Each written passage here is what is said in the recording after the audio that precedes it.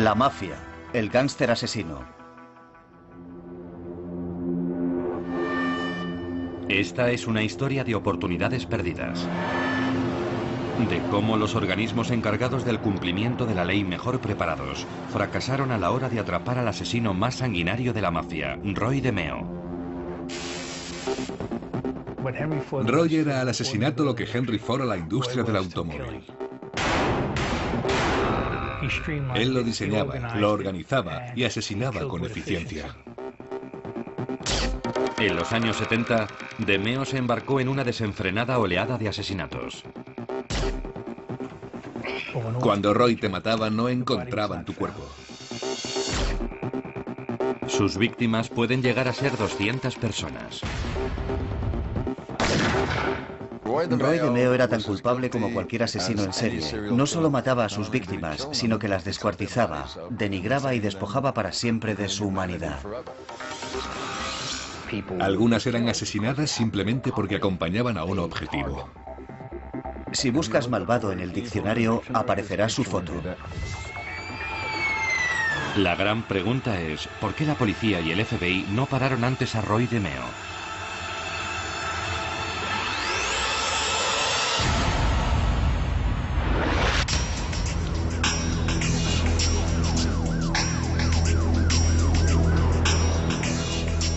En 1975, los detectives que trabajaban para el Escuadrón contra el Crimen Organizado realizaron un macabro descubrimiento.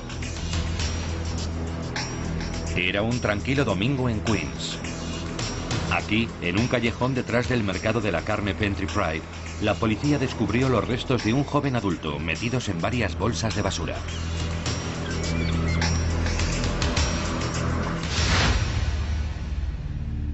La víctima era Andrei Katz, un delincuente de poca monta. Andrei Katz era un ladrón de coches muy bueno. Suministraba coches a talleres de chapa y pintura y también suministraba coches a concesionarios de coches usados.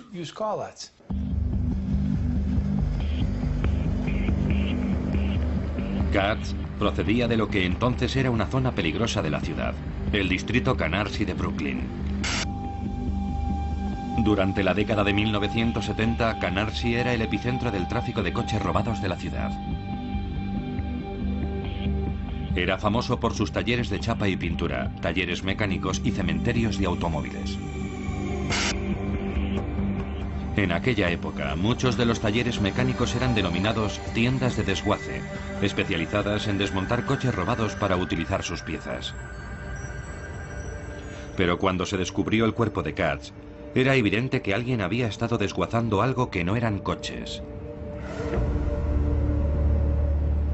Nadie se dio cuenta de que aquel macabro descubrimiento constituía la primera pista de una de las oleadas de crímenes más impactantes que se recuerdan, iniciada por uno de los asesinos más sanguinarios de la mafia, Roy DeMeo.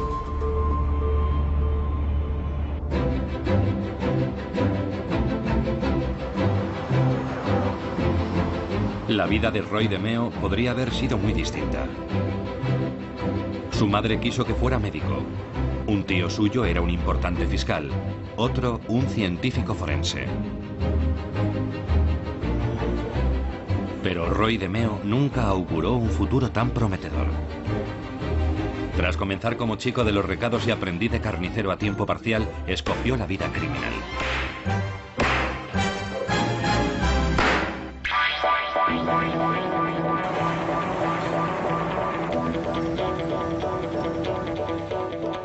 A finales de la década de 1960, a Roy DeMeo le marchaba bien en la carrera que había elegido. Era un exitoso matón y gángster callejero. Pero DeMeo quería más. Ansiaba convertirse en el llamado hombre hecho, made man, un miembro de pleno derecho de una familia criminal de la mafia. Y pronto consiguió lo que siempre había deseado.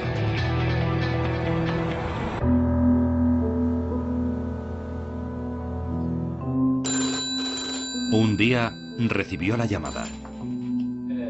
Alguien quería reunirse con él.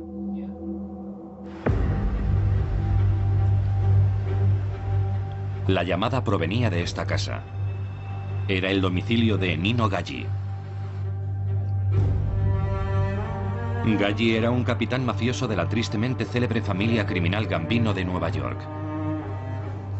Fue introducido en la organización por Nino Galli, y Nino Galli trabajaba para Paul Castellano, que era el jefe de la familia Gambino. Los Gambino eran la más poderosa de las 5 familias criminales que controlaban los bajos fondos de Nueva York. Para DeMeo era un honor. Una reunión con Nino Galli podía ser el primer paso en el camino para convertirse en main man, miembro de la mafia.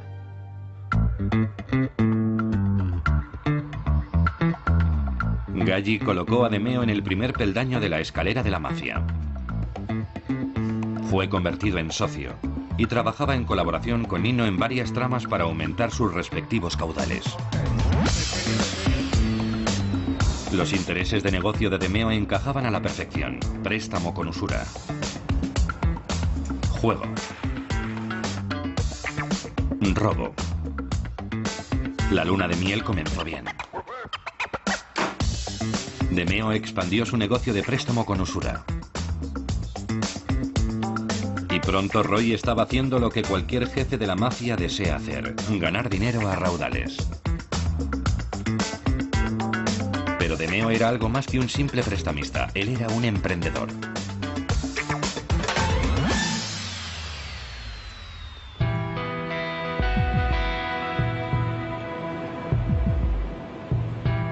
Comenzó a poner sus ojos en otras áreas de la delincuencia, como la pornografía. En aquella época, la pornografía dura era ilegal. Algunos jefes de familia, incluidos los Gambino, no la miraban con buenos ojos. Pero DeMeo decidió que era una oportunidad demasiado buena para dejarla pasar. Nino Galli hizo la vista gorda por una simple razón. Las ganancias eran formidables.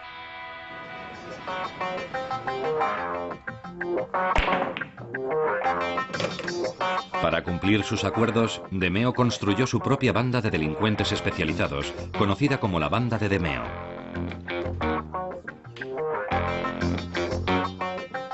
Cada hombre tenía su propia área de experiencia.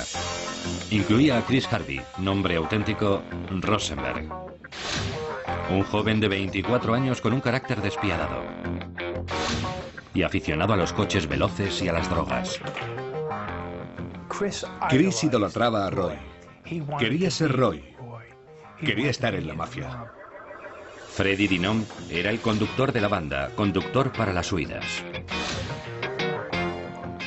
Freddy era piloto de carreras y muy respetado como ladrón de coches. Podía escapar de cualquier persecución policial.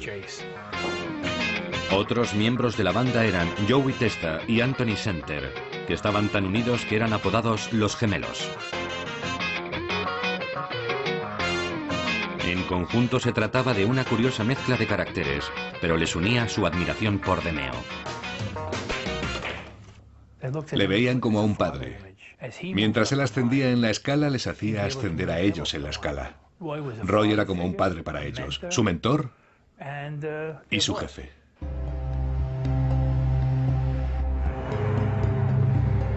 La banda solía reunirse en un bar, en la avenida Flatlands, Brooklyn. Actualmente es una iglesia, pero en aquella época se llamaba Salón Géminis, y era el club y base de operaciones de la banda de DeMeo. El Salón Géminis era un bar de barrio. No era una discoteca, era un local muy tranquilo donde los hombres que regresaban a casa del trabajo podían ir a tomar algo. La única excepción era el hecho de que su propietario era Roy DeMeo.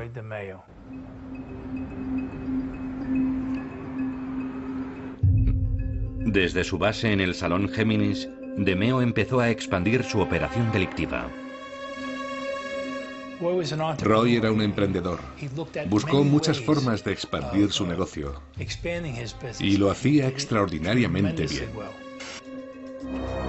En 1972 realizó una hazaña extraordinaria para tratarse de un criminal de carrera.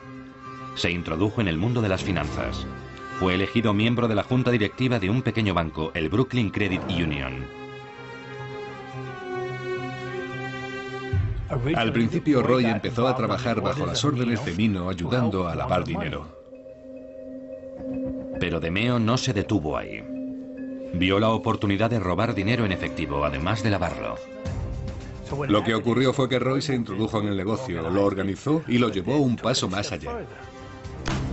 DeMeo comenzó a desfalcar dinero. Saqueó el capital del banco y consiguió que otros directores hicieran lo mismo. Cuando hubo terminado, el banco se fue a la quiebra. Para entonces había proporcionado a él y a Nino Gaggi cientos de miles de dólares.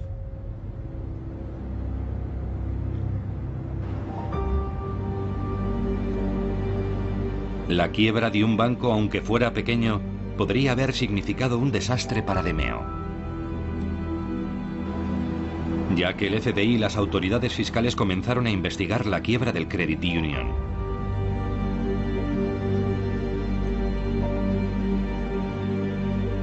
Pero tanto Gaggi como DeMeo ya se habían desvinculado de aquella actividad y no se les pudo inculpar. El resultado, eran libres. Y se libraron de aquello. DeMeo se las había arreglado para eludir a las autoridades. Ahora pensaba que podía quedar impune de cualquier cosa, incluso del asesinato.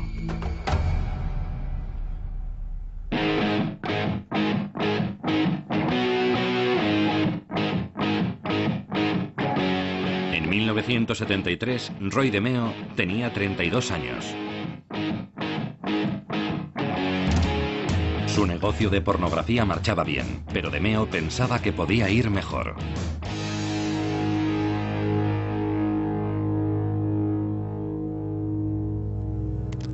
Entonces, uno de sus socios, Paul Rothenberg, fue arrestado.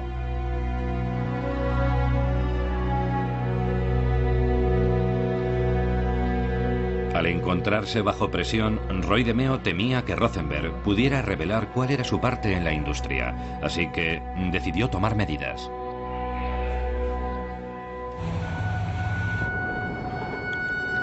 En julio de 1973, recogió fríamente a Rothenberg y lo condujo a una parte tranquila de la ciudad.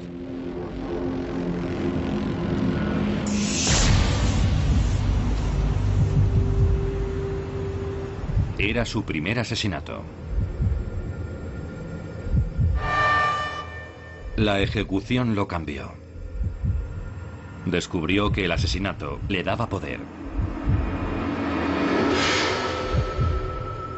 Ahora no dudaría en volver a asesinar, siempre que se presentara un obstáculo.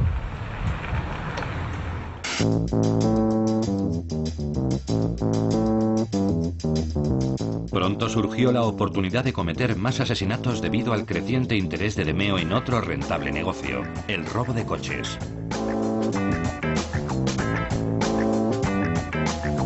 La banda de DeMeo estaba adquiriendo importancia en el lucrativo negocio del tráfico de vehículos robados. Tenían una banda muy bien organizada de entre 17 y 20 ladrones de coches operando cada noche. En Nueva York se podían ganar cantidades enormes de dinero. Un coche tenía a menudo más valor por sus piezas de repuesto que como vehículo en funcionamiento. Y todo el mundo tenía sus órdenes. Todo el mundo conocía su cometido. Su banda robaba los coches y o bien se les adjudicaba documentación nueva o se desmontaban en las tiendas de desguace de Canarsie. No salían a robar cualquier coche, sabían exactamente qué clase de coches tenían que robar. Había quien quería un Jaguar, quien quería un Cadillac o un Porsche. Robaban por encargo el coche exacto, el modelo, el año. Cualquier coche de lujo siempre termina necesitando alguna pieza. Así que lo que empezaron a hacer fue desguazarlos y vender las piezas. Era un negocio muy lucrativo. Fue en el apogeo de aquella actividad cuando el delincuente local especializado en el robo de coches y socio de DeMeo, Andrei Katz, tuvo problemas con la policía. Andrei fue detenido por un asunto de drogas y tenían miedo de todo lo que podía soplar a la policía. Temiendo que Katz pudiera cantar, consultó con su mentor, Nino Gaggi. Así que tras una reunión con Roy y su capo Nino Gaggi, se dio la orden de matar a Andrei Katz.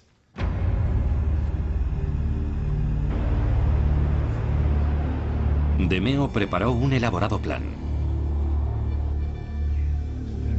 Katz fue conducido por una mujer cómplice a una trampa. Lo capturaron, le pusieron una soga al cuello y lo arrastraron hasta el interior de un coche. Entonces, DeMeo y su banda llevaron a Katz a Pentry Pride, el mercado de la carne en Queens. Pero esta vez, DeMeo hizo algo diferente. Inspirado por el entorno, puso en práctica su experiencia como aprendiz de carnicero.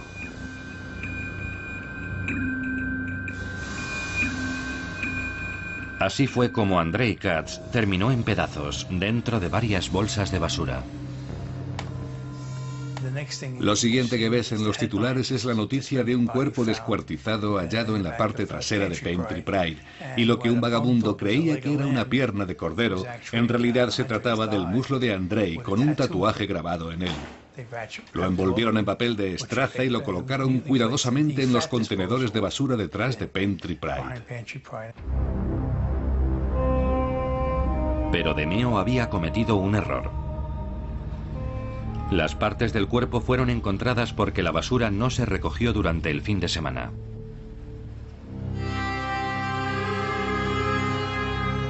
Una vez más, DeMeo volvió a quedar impune. La investigación policial de 1975 sobre el asesinato de Katz no logró descubrir la implicación de la banda. Ningún testigo compareció para prestar declaración. No se halló ninguna prueba inculpatoria.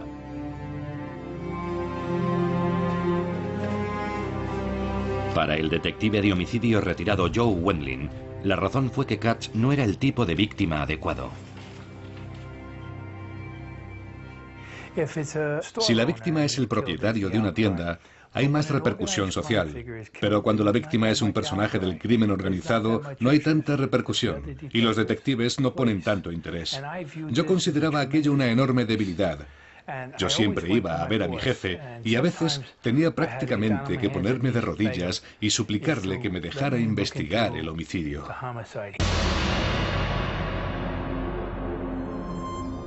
A partir de entonces, Roy DeMeo comenzó a disfrutar de aquella forma de asesinato. Roy DeMeo fue probablemente uno de los tipos más viles, despiadados y sanguinarios con los que me he cruzado. El descuartizamiento era raras veces utilizado por la mafia, pero para DeMeo se había convertido en su sello. No tenía ningún respeto por la vida humana, no tenía ningún respeto por nadie, excepto por sí mismo. Si buscas malvado en el diccionario aparecerá su foto. DeMeo descubrió que se podía hacer desaparecer a cualquiera. Cortaban el cuerpo en pedazos, lo descuartizaban, envolvían las partes cuidadosamente y las dejaban en contenedores. Los contenedores se vaciaban y el contenido se llevaba al inmenso vertedero de la avenida Fountain, en Brooklyn. Toda la basura de Brooklyn y Queens se llevaba allí. En ese vertedero había una zona especial para subproductos cárnicos, que tenían que ser cubiertos de inmediato con basura, y las excavadoras lo cubrían todo. Si arrojabas algo allí jamás sería encontrado, jamás. Por eso lo utilizaban. Cada vez desaparecían más personas. Había un número de personas que habían desaparecido y nunca pudimos encontrarlas. Había un grupo de hombres que estaban asesinando a gente cuyos cuerpos nunca se encontraban.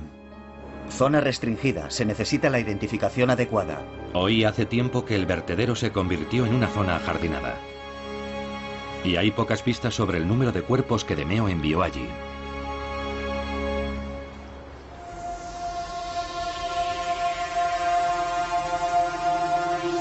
Además de utilizar el vertedero, la banda se deshacía también de sus víctimas de otra manera. Cortaban en pedazos los cuerpos, los metían en bolsas consistentes y los tiraban desde una barca al océano. DeMeo se fue haciendo cada vez más diestro en su trabajo. Era tan competente que incluso el jefe de la familia, Paul Castellano, lo llamó para utilizar sus servicios como sicario. Residuos peligrosos. Había averiguado que su yerno estaba engañando a su hija. Uno de los cuerpos pertenecía al yerno de Paul Castellano. Su hija había tenido un aborto espontáneo porque lo había descubierto engañándola, así que Paul ordenó a DeMeo que lo matara. Una vez más, el cuerpo nunca se encontró. Sorprendentemente, a pesar de todas las desapariciones, el departamento de policía no logró establecer un patrón, excepto una persona. El detective Joe Wendling. Primero Wendling y luego un compañero del departamento de tráfico de vehículos robados, John Murphy, detectaron algo. Todos los asesinatos estaban vinculados al mundo del tráfico de vehículos robados. Un informador me dijo, fíjate en la cantidad de ladrones de coches que están desapareciendo. Creo que están cortándolos en pedazos y por eso no los encontramos. Pero a pesar de aquella pista, nadie siguió investigando. Pocos compartían el entusiasmo de Wendling para investigar más a fondo. Distrito 20, Departamento de Policía. De hecho, las fuerzas del orden estaban en crisis. Una mala gestión financiera supuso la paralización del reclutamiento de policías. La moral estaba baja y la confianza de la gente en el departamento de policía había descendido a niveles ínfimos. La unidad de tráfico de vehículos robados no daba abasto y el FBI no estaba interesado en el tráfico de vehículos robados a nivel local.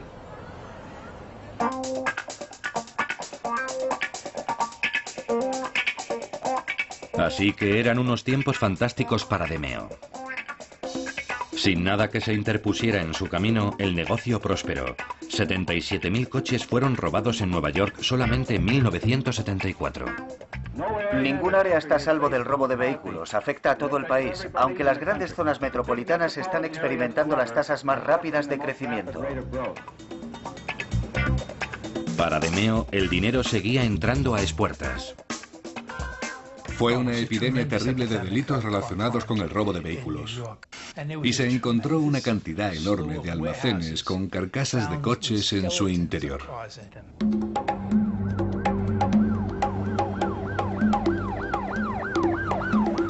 Sin embargo, DeMeo no las tenía todas consigo.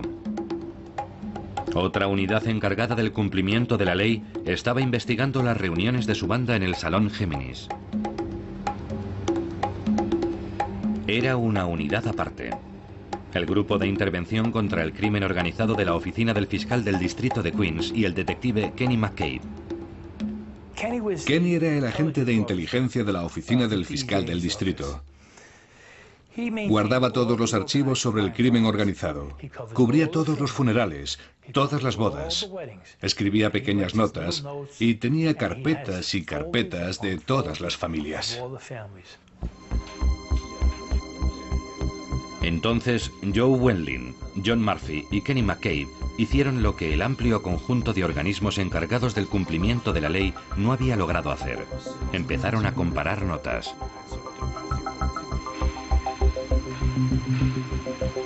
Convencidos de que DeMeo estaba involucrado en asesinatos, comenzaron las tareas de vigilancia, pero solo podían hacerlo en su tiempo libre.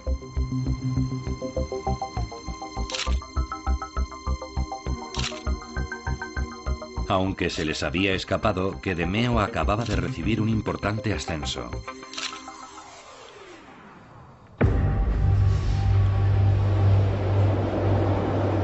En 1977, Roy DeMeo consiguió lo que siempre había deseado. Se convirtió en mafioso de pleno derecho y fue iniciado formalmente en la familia criminal de la mafia. Para ser iniciado, o te conviertes en un ganador de dinero o en un sicario. Matas a alguien o ganas dinero. DeMeo era ambas cosas. Roy DeMeo se convirtió en lo que se denominaba made man, hombre hecho, trabajando a tiempo completo para el capo Nino Galli. Fue un momento grandioso en la vida de DeMeo y la realización de un sueño. Así que DeMeo y su banda estaban exultantes. Y con la euforia llegaron más asesinatos. Las cosas marchaban tan bien que la banda incluso aceptaba trabajos para cualquier cliente que pagara por ello. Eran asesinatos a sueldo, en lo que terminó conociéndose como la máquina de asesinar. Roy decidió expandir el negocio al asesinato. No solo al asesinato de enemigos, ahora asesinaban para las familias. Aceptaba cualquier contrato, invitaba a la víctima a una fiesta y no volvía a saberla nunca más. Eso fue lo que hizo Roy.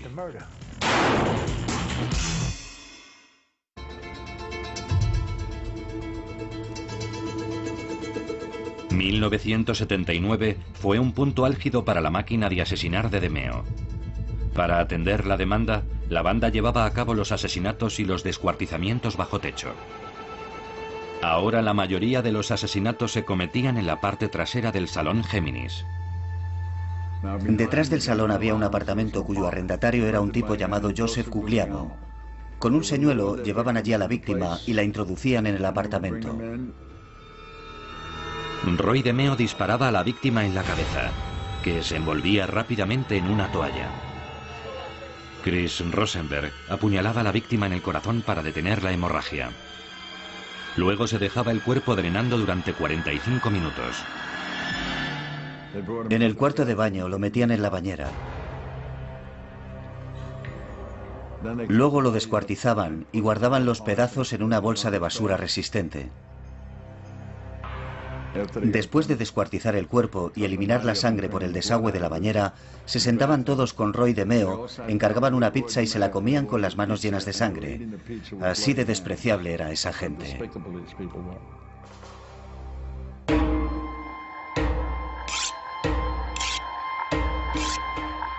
Con el paso del tiempo, el proceso de desmembramiento se transformó en un sádico ritual.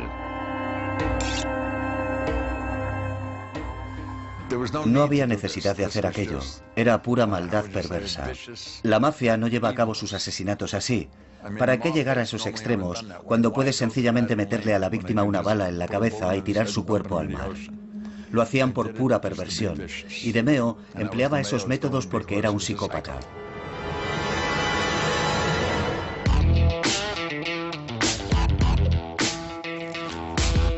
Pese a que había asesinado a casi un centenar de personas, Roy DeMeo podía ahora hacer tratos cada vez de mayor envergadura. Así que se embarcó en un ambicioso plan para exportar coches robados a Kuwait. Se había convertido en un criminal a escala internacional. Huelga decir que durante el intervalo hizo desaparecer a varias personas. Pero el plan le reportó a Nino y a él pingües beneficios. En poco tiempo les estaban llegando pedidos de 5.000 vehículos por semana a través de su contacto en Kuwait.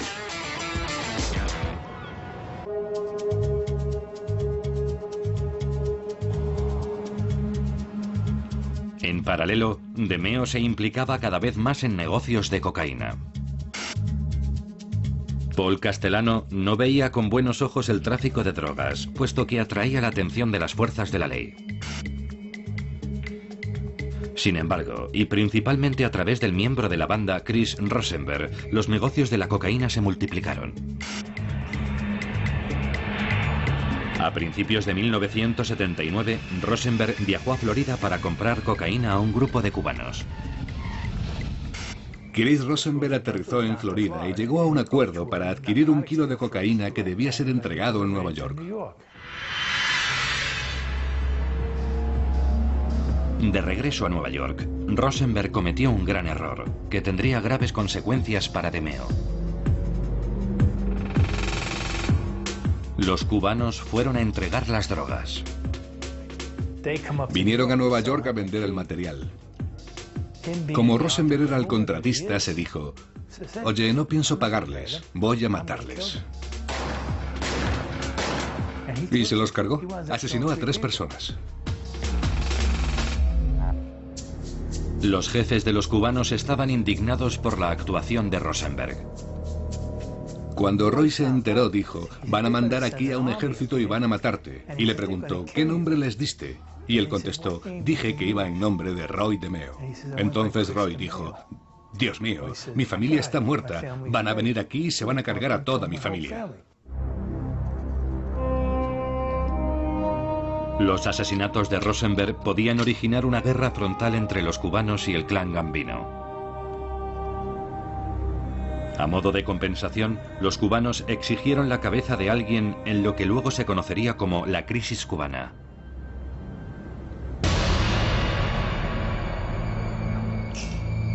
De modo que DeMeo decidió ofrecer un sacrificio, el de su amigo Chris Rosenberg.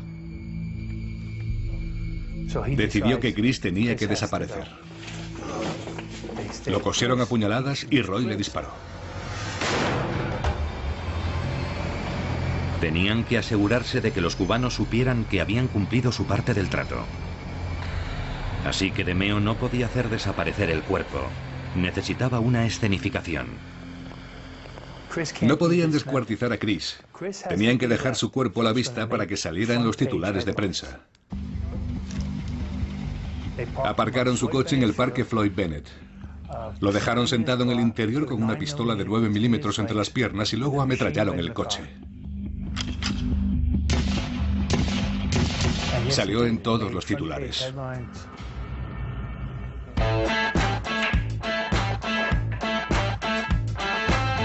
Una vez desaparecido Rosenberg, DeMeo regresó a sus negocios. Y siguió gozando del favor de Paul Castellano, el jefe de la familia Gambino, que apreciaba sus especiales habilidades. Roy no podía ser asesinado porque Paulie necesitaba a sus pistoleros. DeMeo y sus hombres eran muy respetados, y eso le confería mayor poder a Paulie. Nadie se atrevería a meterse con Paulie. Por ese motivo, Roy DeMeo era tan importante para Paul Castellano. Sin embargo, la crisis cubana dejó huella en DeMeo. La idea de que los cubanos querían matarle le volvió paranoico, y eso le llevó a cometer un grave error. Confundió a un joven vendedor de aspiradoras de 18 años con un asesino cubano. Roy se puso muy nervioso cuando vio a aquel pobre vendedor de Electrolux merodeando por las casas de Massapequa y subiendo a su casa a venderle un aspirador. Persiguieron a aquel pobre sujeto por medio Long Island. Lo mataron y desaparecieron.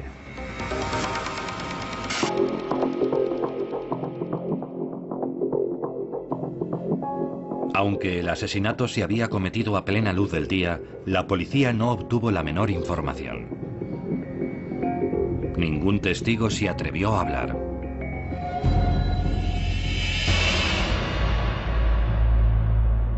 Pero esta vez el jefe de la familia Gambino, Paul Castellano, comenzó a inquietarse por la atención que Roy DeMeo estaba atrayendo sobre sí.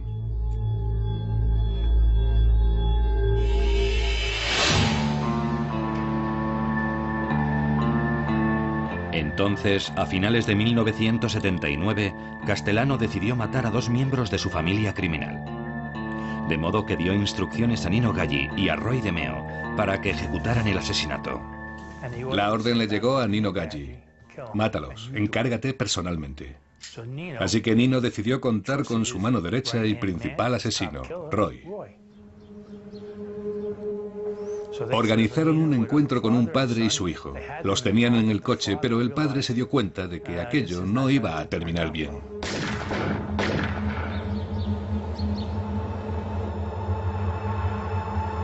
Un policía local fuera de servicio fue testigo de los asesinatos y salió en su persecución.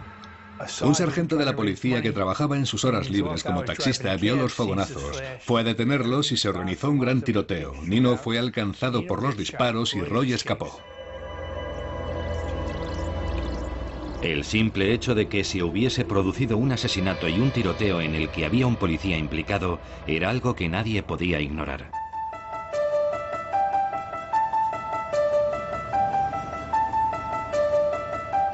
Así que los investigadores empezaron por fin a establecer la relación entre DeMeo y su banda, entre el tráfico de vehículos robados y los asesinatos del distrito Canarsie, y entre Nino y el jefe de la mafia, Paul Castellano. Entonces el FBI hizo un descubrimiento clave.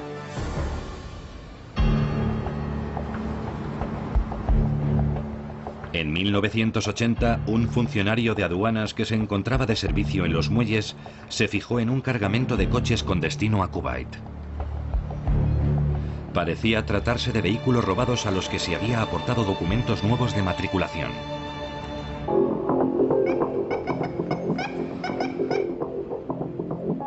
La investigación condujo rápidamente hasta un almacén. El FBI realizó un registro y lo encontró lleno de coches robados, listos para ser exportados por DeMeo a Kuwait.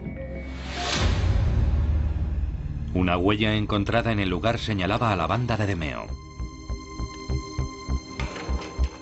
Aquello puso claramente de manifiesto la envergadura del caso. Una familia mafiosa no solo estaba vendiendo coches robados en Brooklyn, sino que los estaba exportando a otro país. Era algo desconocido hasta entonces. De pronto pasó a ser un caso internacional. Todo el mundo estaba muy interesado en el caso y todo el mundo quería tomar parte en él.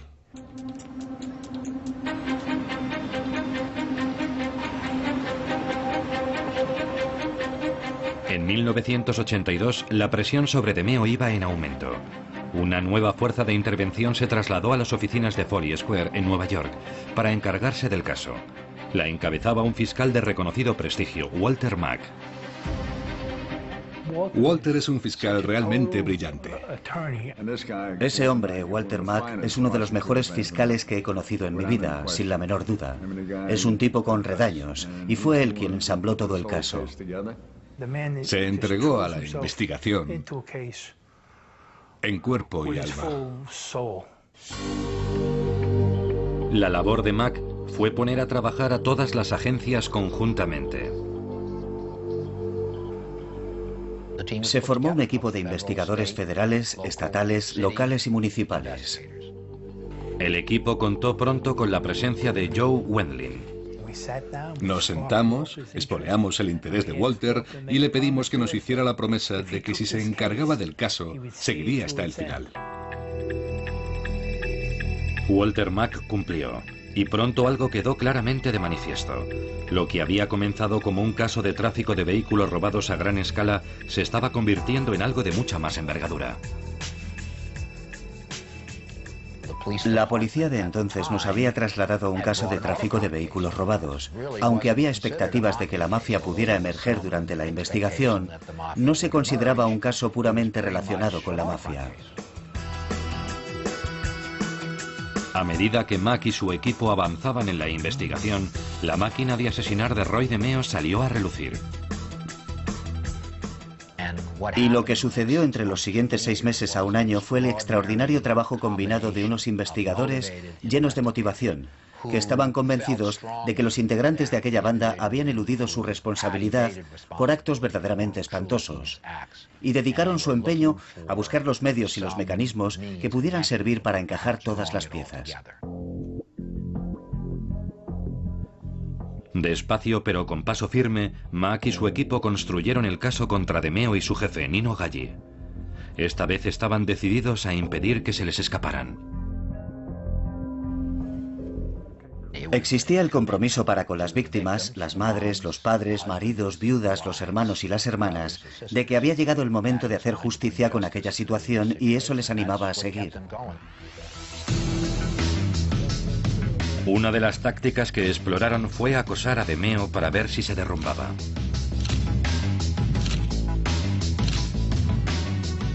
Entonces les llegó una información que podía realmente inquietarle, un paso decisivo.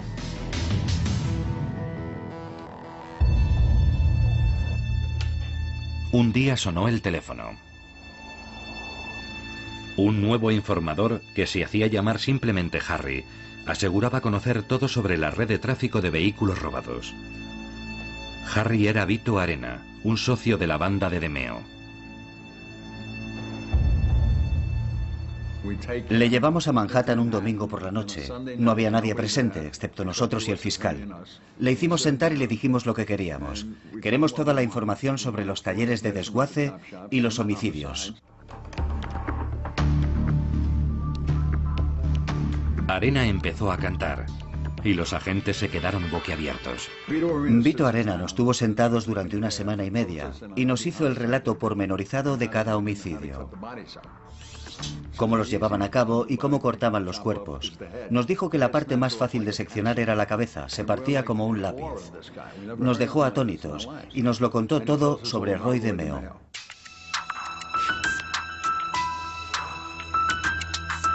Para demostrar aún más sus credenciales, el informador señaló al equipo el paradero de una de las víctimas, Joe Scorney.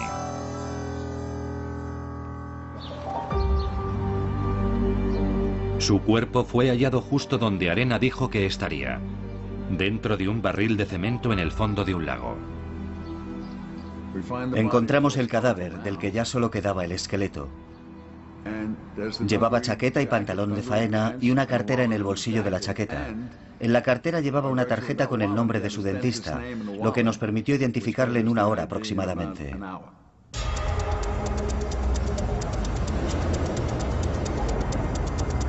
Como consecuencia de ello, Joe Wendling fue enviado al Salón Géminis para plantear la situación a DeMeo y ofrecerle un trato a cambio de su delación. Sabían que Roy estaba implicado en tantos asesinatos, en tantas muertes, que sería una fuente de información muy valiosa para la policía. Roy DeMeo no estaba en absoluto por la labor. En lugar de eso, Joe Wendling se encontró con que DeMeo le ofrecía un trato a él. Roy dijo, vais a tener que matarme. Ya sois perros viejos, ¿para qué buscaros problemas? Os daré $1 millón en una cuenta de un banco suizo. A nombre de vuestras esposas, dadme el ok y dedicaros a vivir como reyes. Yo me volví y le dije, algún día te sacaré del maletero de tu coche. Pero si vienes con nosotros, te salvaré la vida. Y él me contestó, soy un buen soldado, estoy en la mafia, y cuando me llamen acudiré como un buen soldado.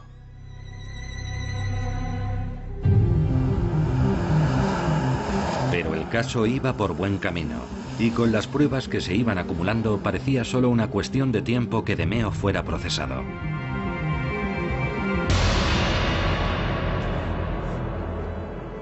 Entonces ocurrió un desastre que amenazó con estropearlo todo. Cuando se aproximaba la fecha del juicio, Roy DeMeo desapareció.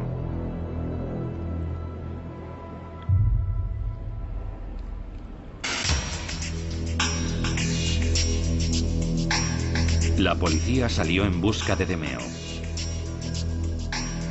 Los informadores decían que le habían visto deambulando como un poseso por las calles, armado hasta los dientes. Entonces la policía recibió una llamada.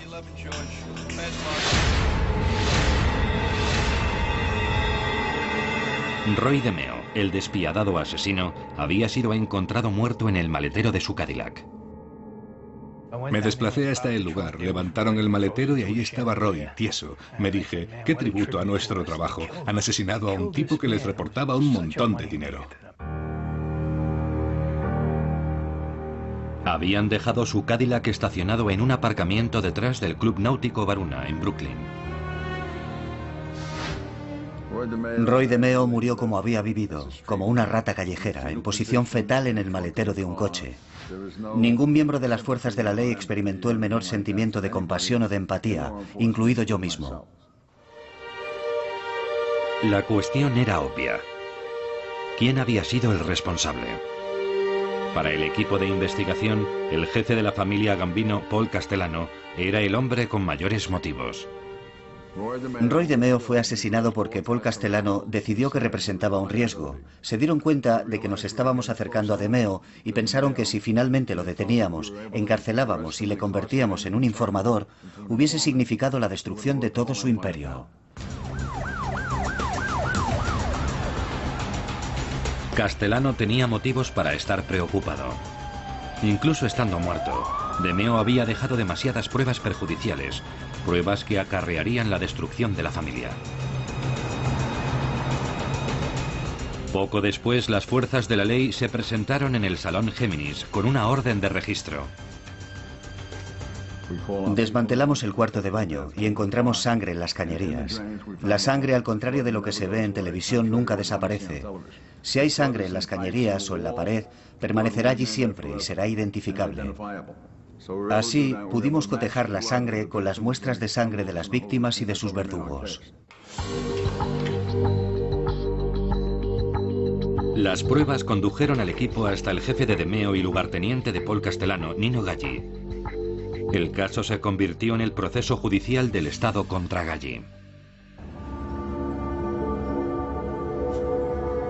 Pero Paul Castellano tampoco estaba a salvo. Él también tuvo que enfrentarse a un proceso judicial.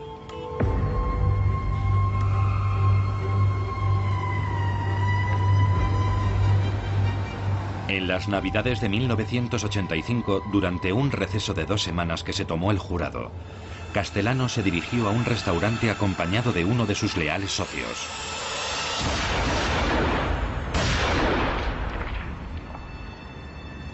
Unos pistoleros anónimos lo abatieron a tiros.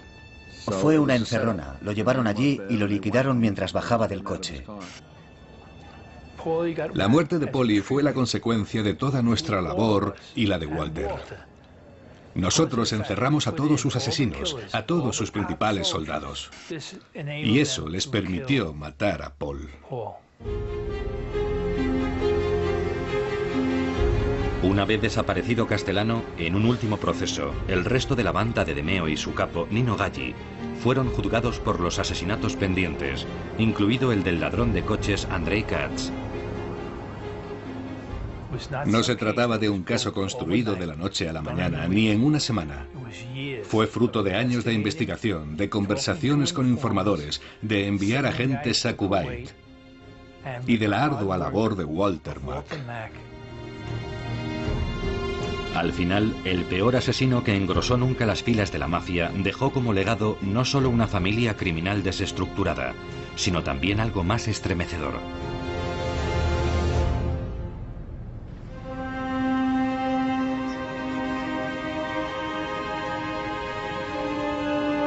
Solo una parte de sus asesinatos se han podido resolver. Lo cierto es que nunca conoceremos la cifra exacta.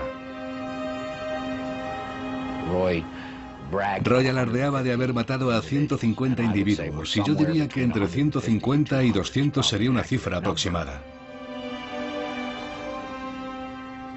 Creo que Roy era extremadamente eficiente y cruel a la hora de proteger su territorio. Hubo gente que nos llamó comunicándonos la desaparición de sus hijas, chicas que rondaban bares y ambientes por el estilo, y nunca llegamos a saber nada de ellas. En lo que respecta a hacer justicia con las víctimas, la cuestión es bastante compleja. ¿Es eso realmente posible? Soy de los que piensan que las heridas de los familiares de las víctimas no cicatrizan nunca. Roy DeMeo era tan culpable como cualquier asesino en serie. No solo mataba a sus víctimas, sino que las descuartizaba, las denigraba y las despojaba para siempre de su humanidad. Era un ser humano perverso y cruel, si es que se le puede llamar ser humano. Yo no lo calificaría así.